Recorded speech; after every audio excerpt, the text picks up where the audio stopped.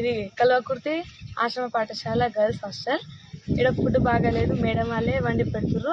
నిన్న నైట్ అయితే మేమే వండుకున్నాం.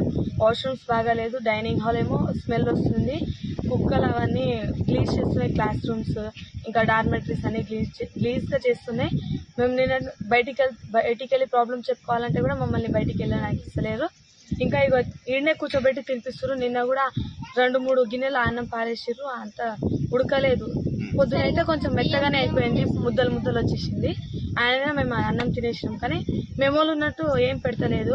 రోజు కిచడి, జీరా రైస్ ఇంకా సాంబార్, ఎప్పుడెప్పుడు కారం పెడతారు. ఉప్మా కూడా పెడుతుండే, ఇప్పుడు అది కూడా పెడతలేదు. అయితే డైనింగ్ హాల్ కూడా ఈ వీక్ లో అయితే నిన్న ఎగ్స్ ఇచ్చిర్రు. నిన్న ముందల డార్మెటరీలో ఒక కుక్క చనిపోయింది. అయితే మేము సరికి చెప్తే మున్సిపాలిటీ వాళ్ళని పిలిపించి ఎత్తిపించారు, కానీ అది 2 రోజుల నుంచి ఆయన చనిపోయి ఉంది. 2 రోజుల నుంచి చనిపోయి ఆయన.